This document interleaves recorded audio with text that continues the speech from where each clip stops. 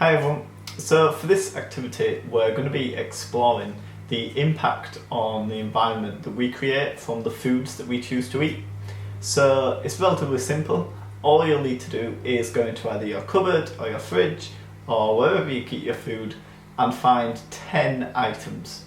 So ideally they're going to be items that already say where they come from on the packaging.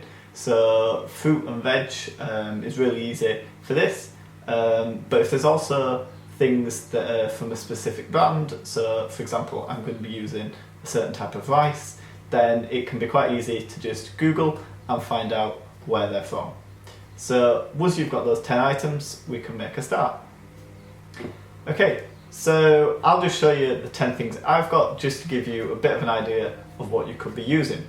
So I've got some eggs, I've got some brown basmati rice, I've got a pack of gala apples, I've got a bag of cherry tomatoes, I've got a Spanish tapas selection, I've got some cured ham, I've got a bag of carrots, I've got a packet of celery, I've got some mixed peppers, and last but not least I've got a Toblerone.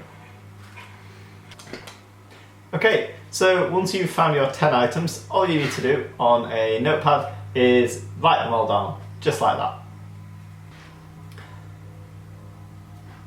Okay,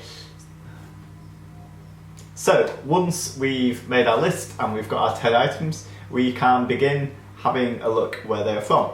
Now, for some of them it'll be really simple because it'll say it straight on there. So for example, on these apples it says produce of Western Cape of South Africa. So when it's like that, we're just going to write down next to apples, Western Cape, South Africa. For things like the meat, again, it gives a location, it says Wiltshire cured ham. If you have a look on the back, it might even give the specific farm. On this one, it doesn't, but it might do on the ones you've got at home. For example, the eggs, they say Yorkshire free range eggs, but on the back it actually gives the specific farm in Thirsk. As you go along, you'll find each of the different items you've picked are specific to differing extents. So for example, the Toblerone simply says Switzerland. So for all of those, just write down next to where you've made your list the country or the exact address of where that item came from. So as I mentioned earlier, some of the foods, particularly the things that aren't fresh, might not say exactly where they have come from. However, if you take the example of this Tilda rice, then a quick Google says that authentic basmati rice is apparently only grown in the foothills of the Himalayas. So next to rice, I can write down Himalayas. So once we have wrote down next to our list of our items roughly where they are from, then we can begin to work out how far they are from us. So if you've got a computer or even an atlas, you can look up how far they've travelled to get to us. Now, for some of the items, there might just be a country. So for example, my cherry tomatoes have just come from Spain, or the Toblerone has just come from Switzerland. Then, just to make it easier, you can just use the capital city. Now, because a lot of the food will either be flown here or brought over by boat, then if you use Google Maps, that might not be as accurate as it could be, because obviously that works based on land. Now, that's not a big deal. However, if you have access to the internet and a phone or a laptop, then there is a website called How Far Is It Between, and the URL is freemaptools.com.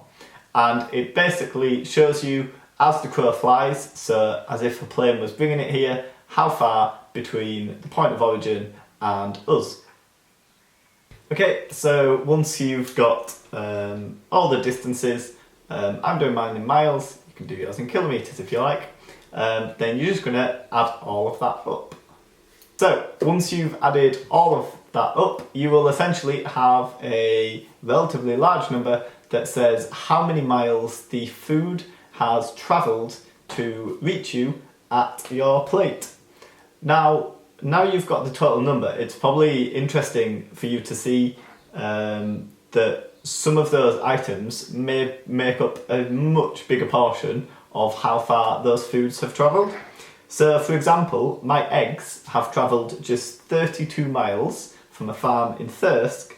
However, the apples have travelled 6,175 miles all the way from South Africa. Equally, the rice has travelled 4,614 miles from the Himalayas, and the celery has travelled 1,000 miles from Italy. What you might find really interesting is sometimes it's not always about just how far the food has travelled, it's also about the process that food has been grown in. For example, my carrot and pepper have both been grown organically. However, the carrot still travelled all the way from Italy and the pepper still came all the way from Spain. So just because something's travelled a long way to reach you, it doesn't always mean that it is worse for the planet. Ideally, you'd find everything that was grown in this country and was also grown organically.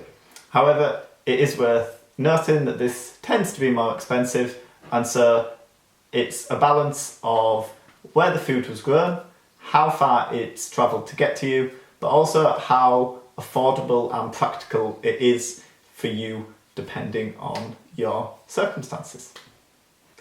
So once you've worked out all the mileage, your activity is essentially complete. However, to complete your Youth Commissioners Challenge, you need to learn about an issue, take practical action to tackle that issue, and also promote what you have done. So we've done the first bit of learning about the issue and seeing how far our fruit, veg and food is travelling to reach us. Now, to take action, you could really simply look at some of the foods, particularly the ones that are travelling the furthest to reach you, and take a look and see if you can source them more locally. Now, if you've got them from the supermarket, chances are there are only a few options of the items, so you might not be able to reduce it that much. However, if you've got a greengrocer's or a farm shop nearby, then if you take a look at some of the produce they stock, it's very likely to either have been grown on that very farm or to be from the surrounding area. You've then got to work out, to then promote what you've done, you could make a poster and draw on a map of the world and then put a dot where you are here in England and then draw lines going out to all the countries that your food has travelled from, and write across each branch the name of the food and how many miles it's travelled. You could then share this with your other scouts, or if you're old enough, on social media, or you could even write to your local councillors and MPs and let them know about how far the food is travelling. You could even write to the supermarkets and ask them to stock more locally produced goods. Whatever you do, just make sure you share it with as many people as possible and let them know what you have learnt. I hope you've enjoyed and found it interesting to see how far your food has travelled to end up on your plate. You can do this activity so many different times with whatever foods you've got in your house. If you really want to challenge yourself, you could look at a specific meal that you're making, or even one of the meals that we've prepared videos on how to do. See if you could really get that down to as minimal food miles as possible. See you later.